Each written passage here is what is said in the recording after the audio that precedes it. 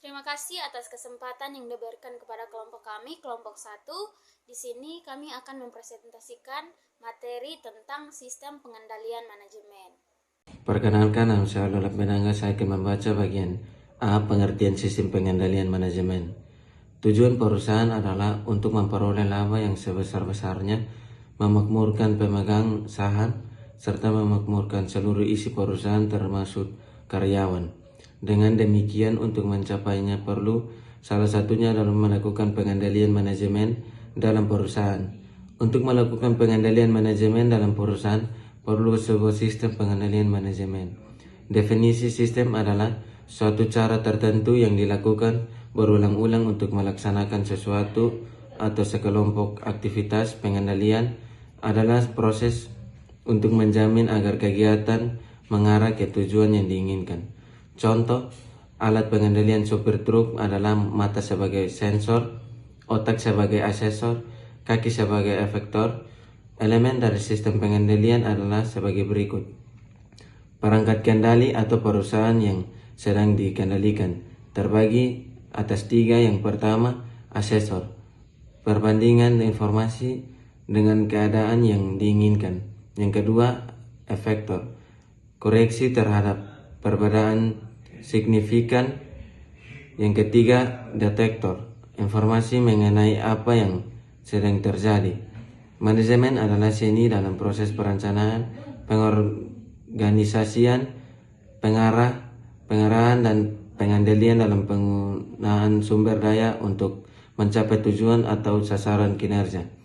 Jadi sistem pengendalian manajemen ini dapat diartikan sebagai suatu rangkaian proses yang dibuat oleh perusahaan untuk menjamin semua sumber yang dimiliki perusahaan yang sudah digunakan secara efisien dan efektif dengan tujuan mencapai sasaran kinerja yang maksimal. Dalam pengendalian manajemen sebagai suatu sistem terdiri dari 2, yaitu yang pertama, struktur pengendalian manajemen. Terdiri dari unsur-unsur yang membentuk sistem pengendalian manajemen, yaitu struktur organisasi, pendelegasian wewenang, pusat pertanggungjawaban, pengukuran kinerja, sistem informasi dan komunikasi. Yang kedua, proses pengendalian manajemen. Kegiatan-kegiatan dalam rangka melakukan proses pengendalian manajemen terdiri dari perencanaan strategis, penyusunan anggaran, pelaksanaan, dan evaluasi. B. Struktur pengendalian manajemen. Yang pertama, struktur organisasi. Struktur organisasi adalah sebagai salah satu bentuk pengendalian dalam manajemen. Ketika dalam perusahaan terdapat struktur organisasi yang jelas, maka akan mudah untuk memberikan tanggung jawab pada masing-masing jabatan yang ada dalam struktur organisasi tersebut. Yang kedua, pendelegasian wewenang. Dalam struktur pengendalian intern ini, pendelegasian wewenang juga merupakan salah satu upaya perusahaan untuk mengendalikan perusahaan. Yang ketiga, pusat pertanggungjawaban. Pusat pertanggungjawaban adalah unit organisasi yang dipimpin oleh seorang manajer yang diberi tanggung jawab untuk mengelola input menjadi output pada unit bisnisnya. Perkenalkan, nama saya Rafa Juna Baldigi. Saya akan membacakan materi mengenai bentuk pusat pertanggungjawaban bagian A dan B. Terdapat 4 bentuk pusat pertanggungjawaban yang diklasifikasikan sesuai dengan pengukuran input dan output pada setiap pusat pertanggungjawaban, yaitu bagian A, pusat pendapatan. Pusat pendapatan adalah pusat pertanggungjawaban yang prestasi manajernya dinilai dari pendapatan yang diperoleh pada pusat pertanggungjawabannya. Outputnya dalam kurung pendapatan diukur dalam suatu moneter dan tidak dihubungkan dengan inputnya. Contohnya dari pusat pendapatan adalah Departemen Pemasaran. Prestasi manajemen dinilai dengan penjualan yang diperolehnya berupa suatu moneter. Departemen ini tidak dibebani dengan harga pokok produk yang dijual. Artinya, departemen ini tidak mengetahui berapa biaya yang dikeluarkan tim ini untuk membuat produk atau jasa yang akan dijual. Prestasi manajer dapat dinilai dari anggaran pendapatan dan realisasi pendapatan Departemen Pemasaran. Contoh di bawah ini anggaran dan realisasi serta selisih penjualan dari Departemen Pemasaran. Tahun 2007, target EKS sebesar 2.500.000, realisasi EKS sebesar 2.352.000, selisih EKS sebesar 148.000. Tahun 2008, target EKS sebesar 2.600.000, realisasi EKS sebesar 2.653.000, selisih EKS sebesar 53.000. Tahun 2009, target EKS sebesar 2.650, realisasi EKS-nya sebesar 2.554, selisih EKS-nya sebesar 106. Tahun 2010, target EKS-nya sebesar 2.650, realisasi EKS sebesar 2.735.000, selisih EKS sebesar 85.000. Dan yang terakhir tahun 2011, target EKS sebesar 2.650, realisasi EKS sebesar 2.752.000, selisihnya sebesar 102.000. Yang bagian B, pusat biaya. Pusat biaya adalah pusat pertanggungjawaban yang prestasi manajernya dinilai berdasarkan biaya pusat pertanggungjawaban yang dipimpinnya. Pusat biaya ini mengelola input untuk menghasilkan output. Input dapat diukur dalam suatu moneter. Output ini tidak digunakan sebagai dasar untuk menilai prestasi manajernya. Contohnya, personalia. Dalam kurung contoh tersebut outputnya tidak dapat diukur. Diukur namun tidak dapat dikendalikan oleh manajer pusat pertanggungjawabannya. Artinya jumlah biaya input dapat diterima ditekan sederhana mungkin dan hasilnya dapat diketahui, namun untuk penjualan bukan wewenang pusat pertanggungjawaban ini, dan kewenangan dipegang oleh departemen lain, yaitu departemen pemasaran. Terdapat dua macam pusat biaya, yaitu yang pertama, pusat biaya engineer. Pusat biaya engineer adalah inputnya dapat diukur dalam suatu moneter. Outputnya diukur dalam suatu fisik. Jumlah input yang digunakan mempunyai hubungan jelas dengan outputnya yang diukur dan dikuantifikasikan. Contohnya, pada departemen produksi di mana inputnya berupa bahan baku, tenaga kerja langsung, dan diolah menghasilkan output yang secara fisik berhubungan dengan produk yang akan dihasilkan. Penilaian prestasi manajer. Pusat biaya engineer adalah dengan membandingkan biaya yang sudah distandarkan dengan biaya yang sesungguhnya terjadi dalam departemen tersebut, kemudian selisihnya dianalisis. Biaya sesungguhnya lebih kecil biaya standar, maka biaya energi dinilai efisien. Biaya sesungguhnya lebih besar biaya standar, maka biaya energi dinilai tidak efisien. Yang kedua, pusat biaya diskresionari. Pusat biaya diskresionari adalah pusat biaya di mana input tidak mempunyai hubungan yang jelas dengan outputnya. Outputnya sulit diukur dengan suatu moneter. Contohnya, dari pusat biaya diskresionari adalah Departemen Keuangan, Departemen Akuntansi, Departemen Personalia, Departemen Riset dan Pengembangan. Pusat biaya diskresioneri yang efektif adalah dengan menilai kaitan antara output dengan yang sudah diterangkan. Hal ini dikarenakan pusat biaya ini tidak dapat dinilai efektif karena outputnya sulit diukur. Terima kasih. Saya Ananda Saikoko. Di sini saya akan menjelaskan bagian C, pusat laba, dan bagian D, pusat investasi. C, pusat laba. Pusat pertanggungjawaban yang presentasi manajemennya dinilai berdasarkan laba atau selisih pendapatan dan biaya pada pusat pertanggungjawaban yang dipimpinnya. Penilaian presentasi tersebut dengan membandingkan anggaran dan realisasi laba untuk pusat laba yang bersangkutan.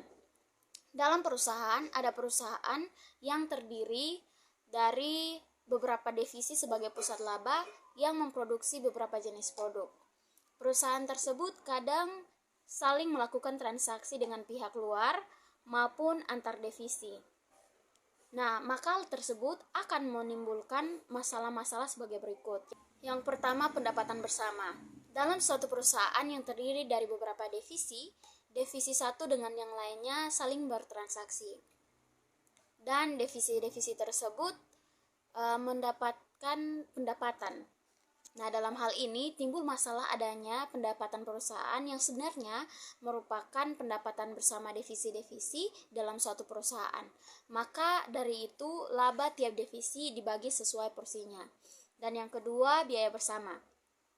Biaya bersama berasal dari penyelenggaraan fasilitas bersama untuk kepentingan bersama, dan dalam berbagai divisi, biaya bersama dapat dialokasikan kepada setiap pusat laba atau divisi sesuai dengan manfaat yang dinikmati. Yang ketiga, harga transfer. Jual beli harga dan jasa yang dilakukan antar divisi dalam suatu perusahaan menimbulkan harga transfer. Harga transfer akan menjadi pendapatan bagi divisi yang menjual barang dan jasa, dan bagi pihak pembeli, harga transfer merupakan biaya. Yang keempat, jenis laba yang digunakan sebagai tolak ukur presentasi. Nah, presentasi pusat laba dapat dievaluasi berdasarkan 5 ukuran jenis laba atau profitabilitas sebagai berikut, yaitu margin kontribusi divisi. Margin kontribusi menunjukkan selisih antara pendapatan dengan biaya variabel. Yang selanjutnya adalah laba langsung divisi. Laba langsung menunjukkan pendapatan dikurangi biaya variabel dan dikurangi biaya tetap. Selanjutnya adalah laba yang dapat dikendalikan. Laba yang dapat dikendalikan menunjukkan laba langsung dikurangi biaya variabel yang dapat dikendalikan dan dikurangi biaya tetap yang dapat dikendalikan oleh divisi.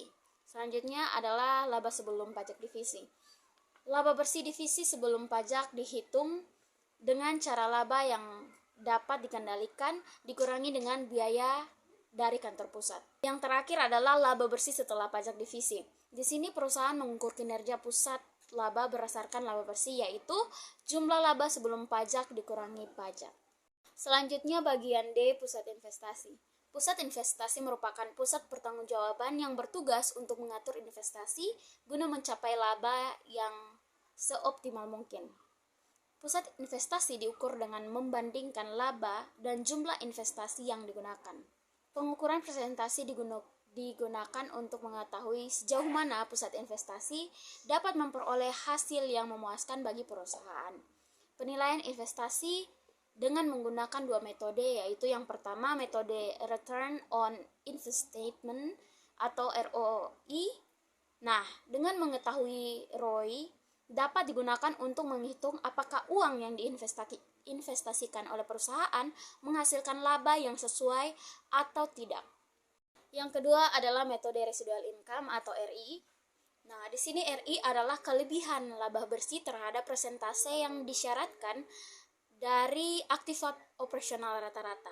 Nah, RI sering digunakan untuk mengevaluasi atau mengukur apakah kinerja manajer investasi sudah baik atau belum. Baik, perkenalkan, nama saya Angel Maningoi sebagai pemateri terakhir. Bagian B, bagian keempat, pengukuran kinerja. Pengukuran kinerja merupakan suatu alat manajemen yang digunakan untuk mengukur kualitas manajemen perusahaan untuk mencapai tujuan perusahaan. Adapun tujuan dari pengukuran kinerja, di antaranya yang pertama, memotivasi manajer dan bawahannya dalam memberikan kontribusi kepada organisasi. Yang kedua, sebagai dasar untuk mengevaluasi prestasi manajer dan bawahannya. Yang ketiga, mengidentifikasi kebutuhan pengembangan karyawan dengan pelatihan yang diperlukan manajer dan bawahannya. Misalnya, pengukuran kinerja pusat pertanggungjawaban yang telah dijelaskan di atas. Bagian yang kelima, sistem informasi dan komunikasi. Dalam struktur pengendalian manajemen, diperlukan adanya sistem informasi masing-masing departemen perusahaan. Sistem informasi tersebut meliputi sistem informasi akuntansi penjualan, pembelian, penggajian, dan sistem personalia, dan lain-lain. Dengan adanya sistem yang jelas, maka akan lebih jelas alur masing-masing departemen. Sistem akan menghasilkan informasi yang akurat dan menjadi alat komunikasi bagi pihak-pihak yang membutuhkan. C. Proses pengendalian manajemen. Proses pengendalian manajemen terdiri dari beberapa, yaitu yang pertama, perencanaan strategis. Perencanaan strategis adalah keputusan yang akan diambil di mana program-program apa saja yang akan dilaksanakan oleh perusahaan dan seberapa besar jumlah sumber daya yang akan dialokasikan ke setiap program yang akan dijalankan di masa yang akan datang. Nah, hasil dari perencanaan strategis itu disebut strategic plan, yang isinya program-program beserta sumber daya yang akan dialokasikan dalam masing-masing program di masa mendatang. Yang kedua, penyusunan anggaran. Penyusunan anggaran adalah penyusunan rencana operasi keuangan yang mencakup perkiraan sumber pendapatan yang diharapkan dan pengeluaran yang diusulkan untuk membiayai dalam periode waktu tertentu. Yang ketiga, pelaksanaan. Dalam bidang keuangan, pelaksanaan anggaran dari program-program yang sudah dibuat untuk mewujudkan tujuan perusahaan dengan mengacu anggaran yang dibuat untuk perusahaan dalam bentuk transaksi-transaksi yang harus dipertanggungjawabkan dengan membuat laporan pertanggungjawaban beserta bukti. Pelaksanaan juga dalam bentuk pelayanan dan program-program yang sudah ditetapkan perusahaan sebelumnya. Yang keempat yaitu evaluasi. Evaluasi kinerja dari semua tahapan proses pengendalian manajemen akan dijabarkan melalui 4 perspektif balance scorecard, yaitu evaluasi bidang keuangan, kepuasan pelanggan, proses bisnis intern, pembelajaran, dan pertumbuhan. Sekian presentasi dari kelompok kami. Terima kasih.